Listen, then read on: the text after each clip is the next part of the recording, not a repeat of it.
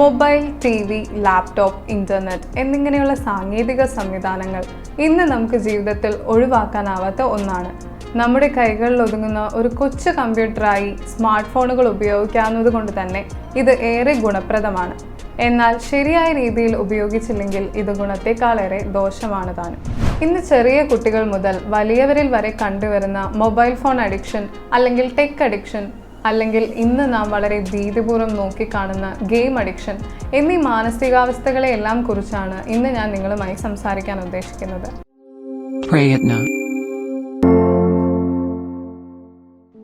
നാം എല്ലാവരും ഒരു ഞെട്ടലോടെ ഈ ദിവസങ്ങളിൽ കണ്ട ചില ന്യൂസുകൾ ഈ വീഡിയോയുടെ ആവശ്യകതയെ തുറന്നു കാട്ടുന്നു. കുറച്ച് നാളുകൾക്ക് മുമ്പ് കുറെ കുരുന്നു ജീവനുകൾ എടുത്ത് ബ്ലൂ വെയിൽ എന്ന ഒരു ഗെയിം കടന്നുപോയി. ഇന്നും നാം ആ പേര് കേൾക്കുന്നത് ഒരു ഞെട്ടലോടെ തന്നെയാണ്.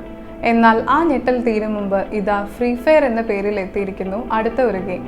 എന്നാൽ ഇവ മാത്രമാണോ അത്തരം അപകടങ്ങൾ പതിയിരിക്കുന്ന ഗെയിംസ്?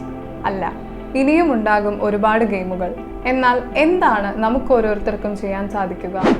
എന്താണ് ഗാഡ്ജറ്റ് അഡിക്ഷൻ? ഏതൊരു അഡിക്ഷനെ പോലെ തന്നെയും അപകടകരമാണ് ഈ ഗാഡ്ജറ്റ് അഡിക്ഷനും. നിയന്ത്രിക്കാൻ സാധിക്കാത്ത വിധം മൊബൈൽ ഫോൺ, ലാപ്ടോപ്പ്, കമ്പ്യൂട്ടർ എന്നിവയും ടെക്നോളജിയും ഡിജിറ്റൽ വിനോദങ്ങളും ഉപയോഗിക്കുകയും അതിന് അടിമപ്പെടുകയും ചെയ്യുന്ന ഒരവസ്ഥയാണ് ഗാഡ്ജറ്റ് അഡിക്ഷൻ അഥവാ ടെക് അഡിക്ഷൻ. ഇതിനെല്ലാം പുറമെ ഗെയിമിംഗ് ഡിസോർഡർ എന്ന് പറഞ്ഞ് വേറൊരു ഡിസോർഡർ ഉണ്ട്. ഒരു വ്യക്തിക്ക് നിയന്ത്രിക്കാനാവാത്ത വിധം വീഡിയോ ഗെയിമിലും ഡിജിറ്റൽ ഗെയിമിലും ഏർപ്പെടുകയും അത് ആ വ്യക്തിയുടെ വ്യക്തിപരവും കുടുംബപരവും സാമൂഹികപരവും വിദ്യാഭ്യാസപരവും ജോലി സംബന്ധവുമായ പ്രവർത്തനങ്ങളെ ബാധിക്കുകയും ചെയ്യുന്നുവെങ്കിൽ അതൊരു ഗെയിമിംഗ് ഡിസോർഡറായി കണക്കാക്കാം. എങ്ങനെയാണ് താൻ അല്ലെങ്കിൽ തൻ്റെ കുട്ടി ഗെയിം ഡിസോർഡറിന് അടിമയാണ് എന്ന് മനസ്സിലാക്കാനാവുക? എപ്പോഴും ഗെയിമിനെ കുറിച്ച് ആലോചിച്ചുകൊണ്ടിരിക്കുക. ഗെയിം കളിക്കാത്ത സമയങ്ങളിൽ അസ്വസ്ഥത തോന്നുക. കൂടുതൽ സമയവും അതിനുവേണ്ടി ചിലവഴിക്കുക. ഗെയിം കളിക്കുന്നതിനിടയിൽ എന്തെങ്കിലും തരത്തിലുള്ള തടസ്സമുണ്ടായാൽ വെപ്രാളപ്പെടുക. അതുപോലെ തന്നെ പല അസ്വസ്ഥതകൾ കാണിക്കുക. മറ്റു കാര്യങ്ങളിൽ ശ്രദ്ധ കേന്ദ്രീകരിക്കാൻ കഴിയാതെ വരിക. പഠന സംബന്ധമായും ജോലി സംബന്ധമായും ഇതുമൂലം പ്രശ്നങ്ങൾ നേരിടുക. ഇത്തരം ലക്ഷണങ്ങളാണ് പ്രധാനമായും നാം കണ്ടുവരുന്നത്. ഇതിനു പുറമെ മൊബൈൽ ഫോൺ അഡിക്ഷൻ ഉള്ളവരിൽ കണ്ടുവരുന്ന പ്രശ്നങ്ങൾ എന്തൊക്കെയാണ്? ഇവർ എപ്പോഴും സമൂഹത്തിൽ നിന്ന് അകന്നു നിൽക്കാൻ ആഗ്രഹിക്കും.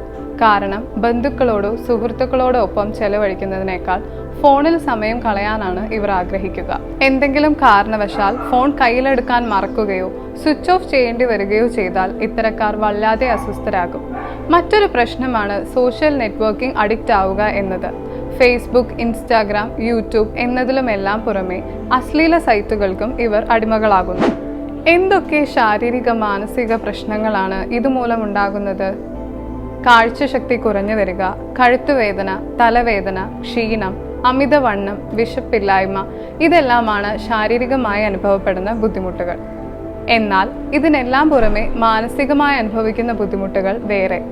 ശ്രദ്ധ കേന്ദ്രീകരിക്കാൻ കഴിയാതെ വരിക, അലസത, ഉത്കണ്ഠ, വിഷാദരോഗം, ഓർമ്മക്കുറവ്, ഇതു കാരണം പഠനത്തിലും ജോലിയിലും ബുദ്ധിമുട്ടുകൾ നേരിടേണ്ടി വരുന്ന അവസ്ഥ, ഉറക്കക്കുറവ്, അമിതമായ ദേഷ്യം, അകാരണമായി എന്തിനോടൊക്കെയുള്ള ഭയം, ഇത്തരം പ്രശ്നങ്ങളാണ് മാനസികമായും ഇവർ നേരിടേണ്ടി വരുന്നത്.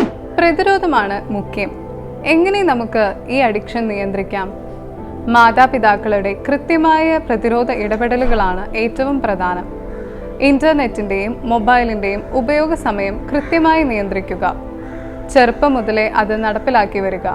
കുട്ടികളുടെ കൂടെ കുറച്ച് സമയം കളിക്കാനും വിശേഷങ്ങൾ പങ്കിടാനും സമയം കണ്ടെത്തുക.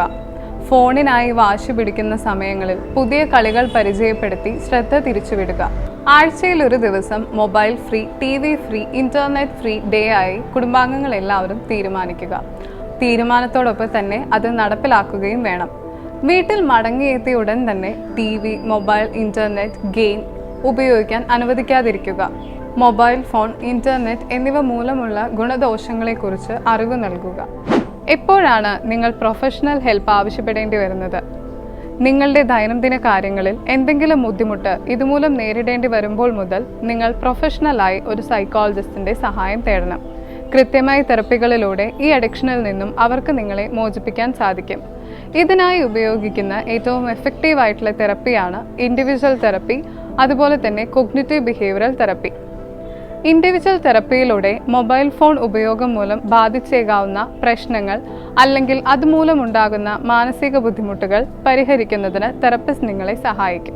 കോഗ്നിറ്റീവ് ബിഹേവിയർ തെറപ്പിയിലൂടെ അവർ നിങ്ങളുടെ തെറ്റായ ചിന്തകൾ, വികാരങ്ങൾ, പെരുമാറ്റങ്ങൾ എന്നിവ ആരോഗ്യകരവും പോസിറ്റീവുമായി മാറ്റാൻ സഹായിക്കും. മൊബൈൽ ഫോൺ അഡിക്ഷന് സാമ്യമുള്ള ഇന്റർനെറ്റ് അഡിക്ഷൻ ചികിത്സിക്കുന്നതിൽ ഈ രീതി ഫലപ്രദമാണ് എന്ന് തെളിയിക്കപ്പെട്ടിട്ടുണ്ട്. തെറപ്പിയോടൊപ്പം തന്നെ മരുന്നുകളും നമ്മുടെ ഇമോഷൻസിനെ കൺട്രോൾ ചെയ്യാനും നിയന്ത്രിക്കാനും സഹായിക്കും. ഇതിനായി സൈക്യാട്രിസ്റ്റിന്റെ സഹായവും തേടാവുന്നതാണ്. Technology is a useful servant but a dangerous master. നമ്മൾ അവരെ നിയന്ത്രിക്കുക, അവർക്ക് നമ്മളെ നിയന്ത്രിക്കാനാവാതെ ഇരിക്കട്ടെ.